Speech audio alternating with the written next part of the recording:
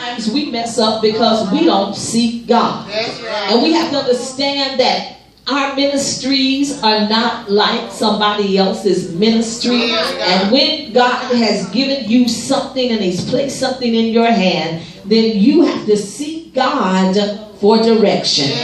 Well, Joshua, yes, he was a man of God, but he was not a perfect man. So he had some weaknesses and he made some mistakes.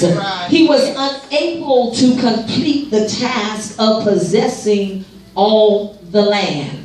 That was his assignment, to possess all the land. But he had some weaknesses and he made some mistakes, so he was not able to do that. Well, the lesson that we need to learn, because when I pray for myself, every trial, and I haven't always been at this point in my life, but every trial and every tribulation that I go through, I ask the Lord to teach me what you want me to know from this.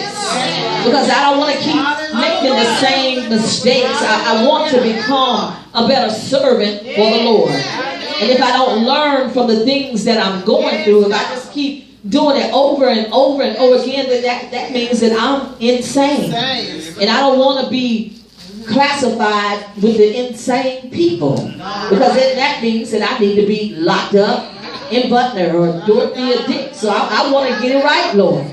So teach me what it is that you want me to know.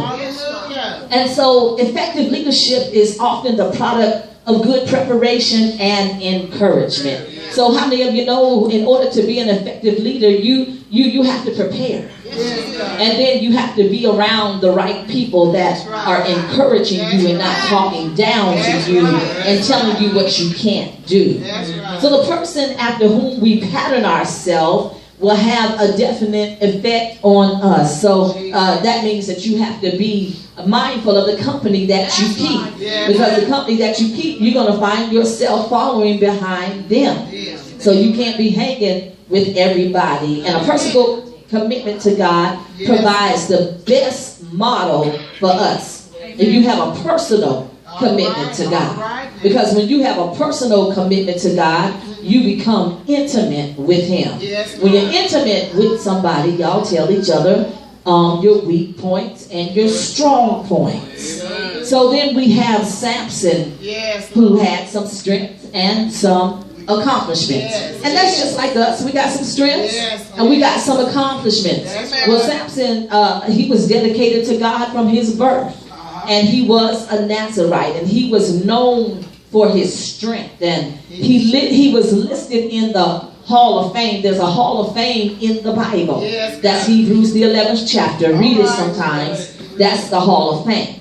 And Samson began to free Israel from the Philistines. The Philistines was the enemy, the oppressor. And that's what we need to be doing as the people of God, as servants, as leaders. We're on assignment to help people get free from the enemy. How do you help people get free from the enemy? You don't beat them over the head, but with love and kindness have I drawn them. And although I'm loving and kind, I still have to tell you the truth. If you're wrong, I have to tell you that you're wrong. So Samson had some weaknesses and he had some mistakes. He violated the vow that God had given him, God's law. On many occasions, not just once. He kept doing it because he was given instructions from his beginning to leave those Philistine women alone. You're here as a deliverer for the Israelites. That's your assignment. That's what you're supposed to be doing. You're not supposed to get on another track and start doing what satisfies your flesh. And he was controlled by his sensuality, his sexual desires. That's what controlled him. And he confided in the wrong people. How many of us have confided in the wrong people? Talking to the devil, talking to some snakes, thinking that they're for you and they're not for you, and they're coaching you. Get it out, baby. What else happened? And they know that they're getting ready to stab you in the heart and in the back. And Samson used his gifts and his ability unwisely. So the Bible tells us that if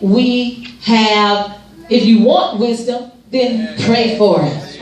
And he will give it to you. And the lesson that we can learn from this: great strength in one area of life does not make up for great weakness in other areas of our life. All of us got some great strength, but it doesn't make up for your weaknesses. So we need to do something about that. God's presence does not overwhelm a person's